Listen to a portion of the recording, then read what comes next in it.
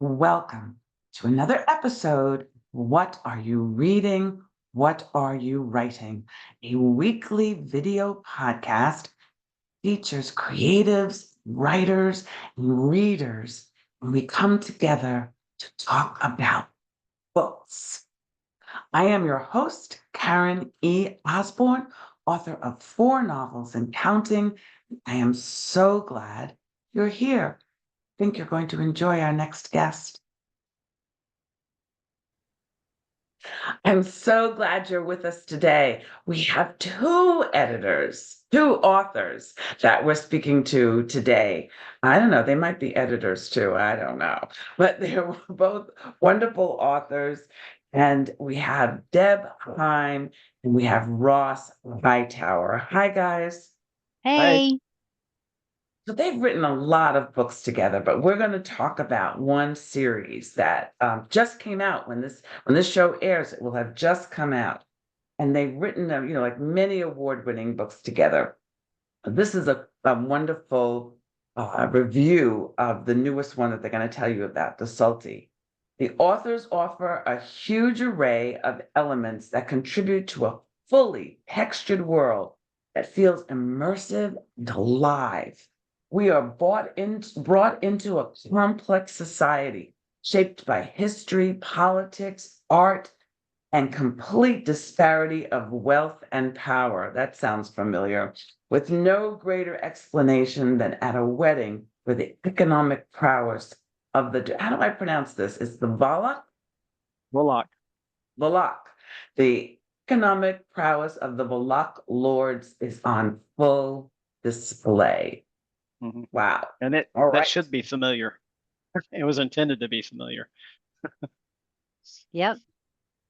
So we will dive into that. But first, I'm just very interested in working together. So my husband and I owned a business for 25 years together. And then our son joined the firm as well. So it had its challenges and it had its wonderful pieces. So I just wondered, well, just tell us a little bit about your writing process and how it is for you guys writing together. Yeah, I started writing about 5 years ago and just woke up one day and started. I'd never written anything before.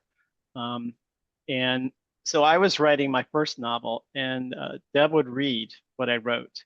And you talk about some of the down parts of that cooperation. That's where it took us a while to figure out what each of us needed from that interaction. But that's if you work hard over your marriage, and we've been together for almost 40 years, you develop the right skill set, right, to get through that kind of thing. And then while I was writing my first novel, which is about a peaceful people who win their freedom from this authoritarian empire, I started to think, well, how did these peaceful people start to fight back? And so I started writing the first prequel, which is called Argon Blue. That one And I I got about a third of the did. way into that, and I thought I got stuck, really stuck. And so what happened basically was, before that, Deb was reacting to what I wrote, and then we started talking about what should happen.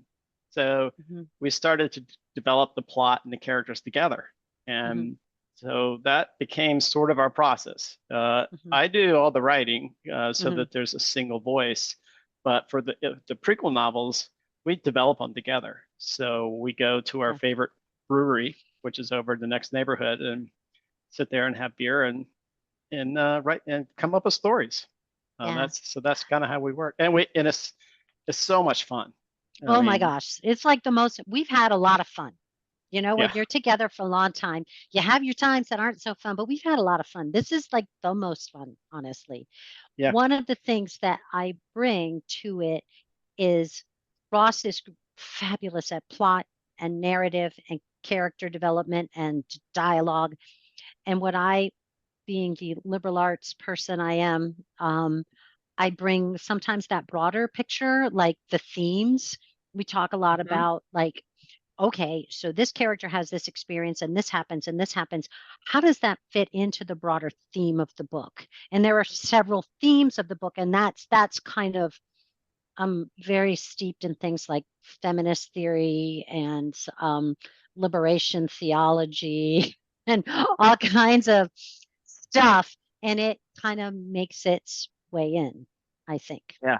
So, So, we'll go over and we'll talk, and Deb will talk about, something like this, and then I'll go, but what's the what, plot? but what happens? What actually happens? Yeah, right. So I have to come up with a plot that weaves a lot of that in. But it's been really successful for us. That is so fun. Yeah. I've been married 56 years and Wow. yeah, I know I'm old. I know. And You do not look like Yeah. you've been married 56 years. oh, No. thank you. And we've been friends since 13 and 14 years old. Oh So my Wow. gosh.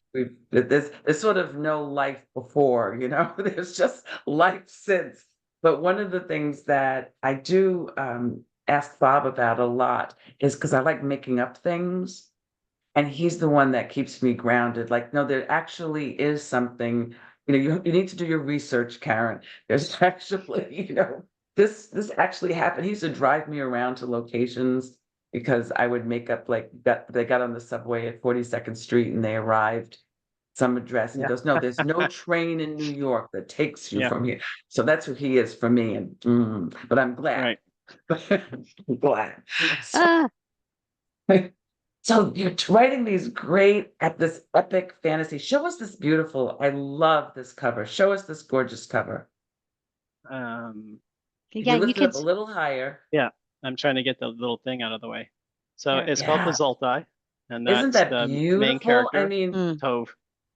It says it all, doesn't it? it does. It just draws you in. I mean, you just want to relate to her. So Yep. tell us about, and I want to pronounce the names correctly. So it's Bree and Tove. Yes. Yep, that's right. Yeah. So tell us, what are their strengths? What do you love about these two? Maybe we'll start with Deb. Oh, Tove is she's had so much happen to her. She's been through the ringer, and she comes out like, oh hell no, you are not keeping me down. And she is indefatigable, and she overcomes like the worst things. And Ross, what do you think about Bree? What's her big strength? I'll talk about Tove also. I mean, Yeah. she grows up an orphan, never knew her family, was lived on the streets, was tortured by the Inquisition, escaped and joined a rebel group. And it left her with just this iron resolve. And she comes to the Dzultai, which is a group of women who, fled this empire that's, very patriarchal, and because they, were either escaping situations or looking for opportunities. And they're upper class, but they still have their prejudices. And so when Tove, who is at the lowest class, comes into that organization, there are a lot of them that just hate that she's there.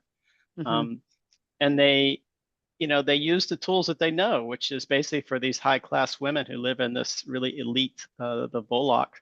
It's like social humiliation. And Tove is like, what? They had no idea what's coming at them with Tove. And I just love her. I mean, she's just one of my favorite characters. And some of the reviews for Arg and Blue, that readers said, my favorite character by far is Tove. And she needs to You've have got her to own write more book. about Tove. Yeah. So now she has her own book. Right.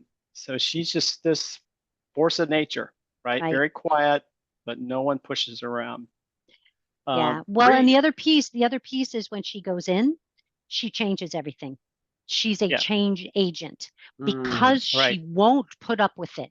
She's like, you call me Los, which is a slur against the Alaos. She says, we don't call ourselves that. You say I'm this. We don't call ourselves that. That's not how we see ourselves. I don't know why you're putting up with this. Why do you let people push you around like this? And they're like, the other women, they're like, what? Yeah. You mean there's another option? Right. There's a lot of women who would speak up if they had courage, and she gives them courage. Gives them the courage. But what about Bree? So Bree is from a higher caste than Tove. And she goes to Dazultai not because she's fleeing a situation, but her little sister is being harassed by some boys from a higher caste, and no one will do anything about it. So she took her sister to the Dazultai, and then she got there and decided she loved it.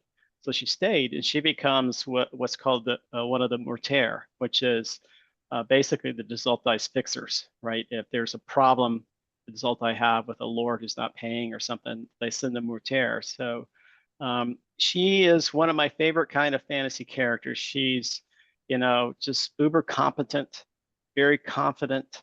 And she decides, the Dazultai is not what I hoped it would be for my sister, so I'm going to figure out how to fix it. Right. And Tove is part of that process. And I'm not going Right. to say much more about it because Because it it gets gives away. it away. But There's a yeah, lot the of other, politics and maneuvering right. in the story. Right. And the other thing about Bree and the Mortaire is they when the Desultai, and these are all elite Volok women, when they ran away, they did it to escape crappy marriages. Like they were women. It's a patriarchy. So they said, nope, we're going off on our own. And they knew that they could not sustain themselves militarily. Like the empire would come and get them. All their fathers and uncles and everything were going to come take them back. They're like, how are we going to defend ourselves? And they decide to become economically powerful. Just so they end up developing tremendous wealth, but right. they have to be able to support that. They have to be able to collect on debts. And so this is where the Mortaire come in. They right. they can literally kill people. Like They can have assassinate people. They They have don't no often. Yeah, they don't have any recourse in the courts. So if someone decides not to pay, there's not much they can do except send them mortaires. Now, what the Dazultai did was they created this mythology around these women. So when the women show up with the black, gear and the mask on, people say, Scares the okay, yeah, I'll crap pay. out of the men. Scares them to death, right? And that's enough. And then they get them to do what they want. But if they Right. did not have the mortaire, they would not be able to defend themselves. It's the fact that there's a lot of people that owe on money and they are financially powerful. That's how they're able to sustain themselves and to keep themselves safe. That's very Right. cool. It's very cool. Yeah. Go ahead, Yeah. Ross. When I created the Zoltai, the concept when I was writing the first novel, I didn't realize it, but there are groups of women around the world in different countries, like the one that comes to We mind had now no is in South idea. Korea. They are doing something similar. They Mhm. don't have hopefully assassins, but they're kind of women binding together and joining raising their children and their economic life together without Yes. men, right? Because they live in these societies that they just decided enough, right? And so that Right. is actually a real thing. Yeah. But we had no Yeah. idea when we did this that actually exists. Existed. Okay. Yes, yes. So I love talking to people who write fantasy because I'm so intrigued by world building. Um, and everybody seems to have a different process for how they go about building their world. And I'm curious, did that happen organically? Was it all plotted out first? What's this world going to be like? So Ross, how did world building go?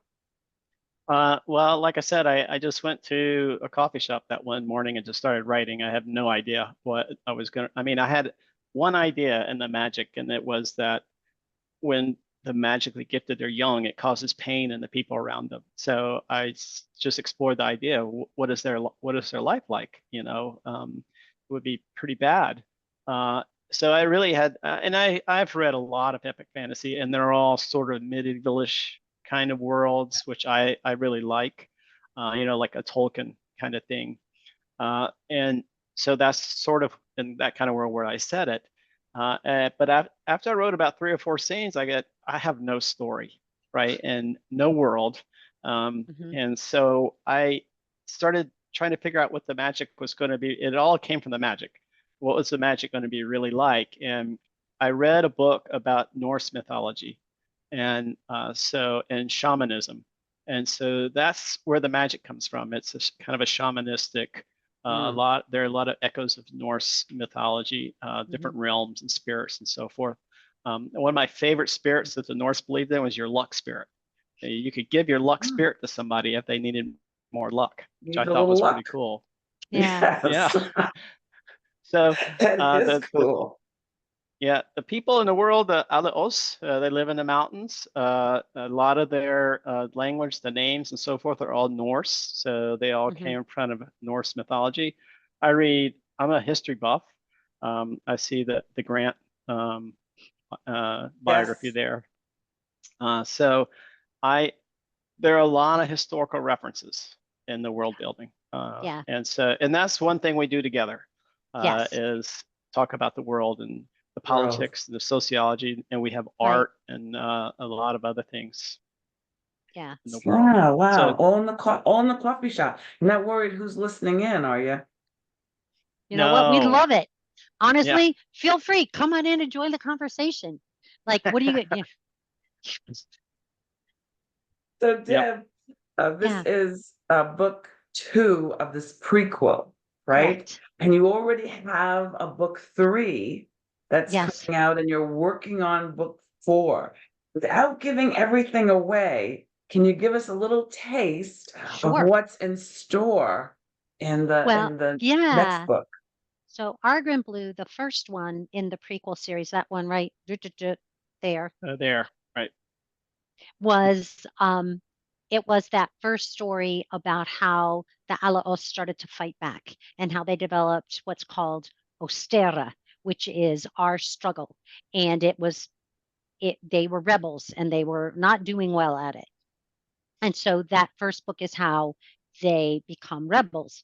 And then the second book, this one, Dazoltai, is about how Tove joins the Dazoltai. One of the reasons she joins the Dazoltai is that the rebels, the Ostera, realize they're not going to be able to fight the Volok Empire militarily either.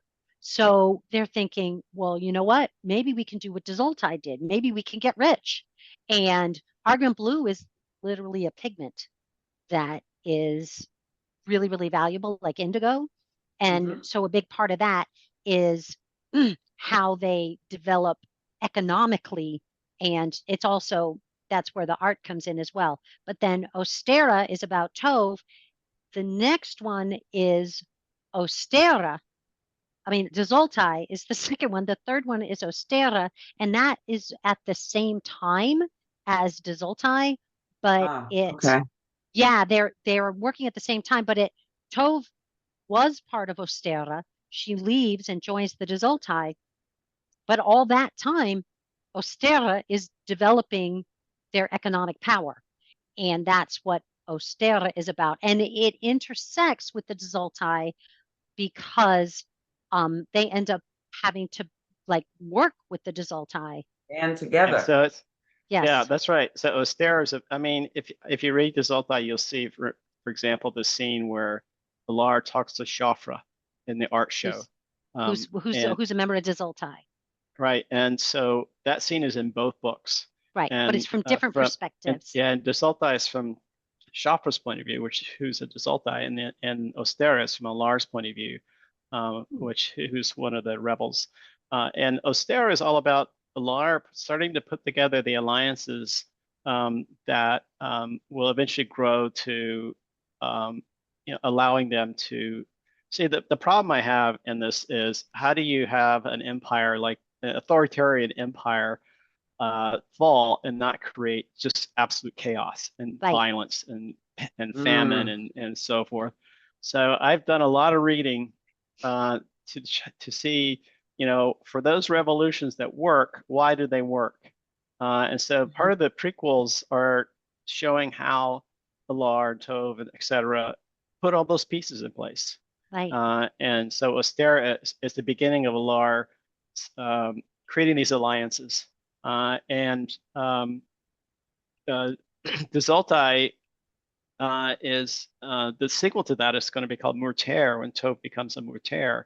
Right. And her role is going to be to do for the rebels what the Mortair do for the Zoltai, a fixer, right? She's Mhm. going to be the person who says, okay, we have to get this person in power, and so how do we do that? And so Yeah. that will be her job.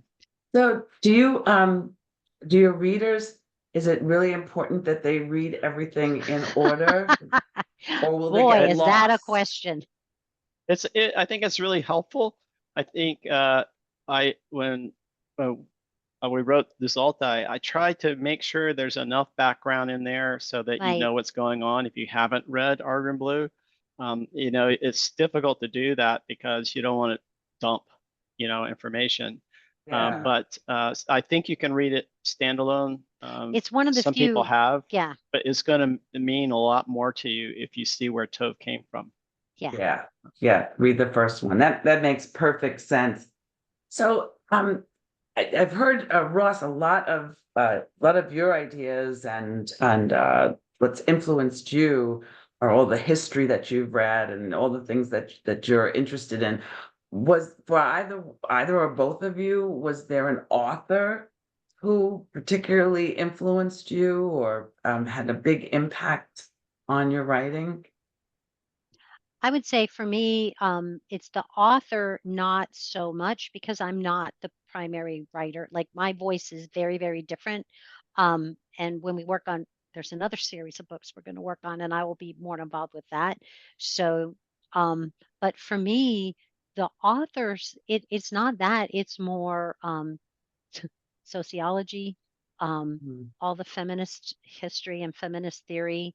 Um, I can't even Yeah. remember. So I was it wasn't that some author influenced you greatly. Okay, that's I can hear all the elements that you pulled together to write this. like, Very interesting. Is yeah. there this is what are you reading? What are you writing?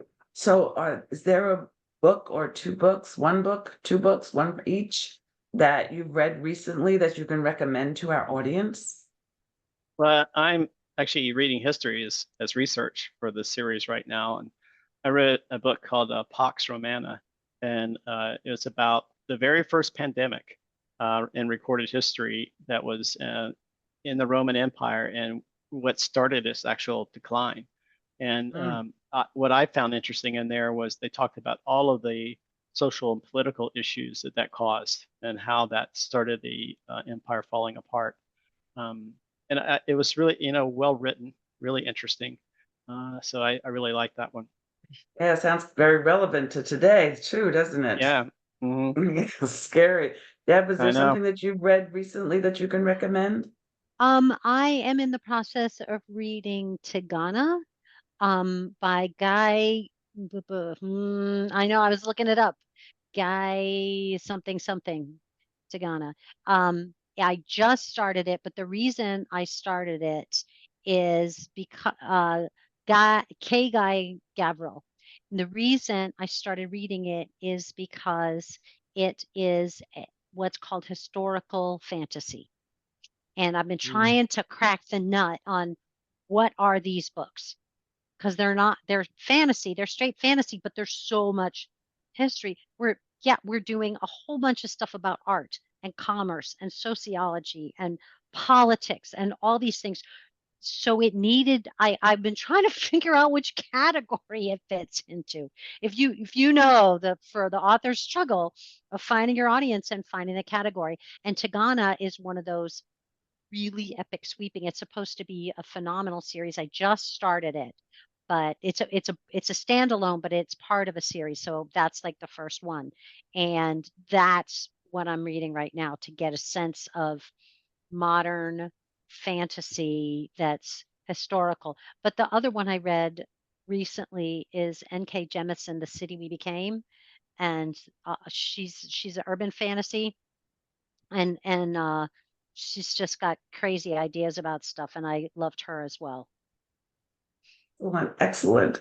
So now you've got everybody wanting to read the entire series, the prequel and going forward. So how can our audience find you? Where can they find you? How can they be in touch with you?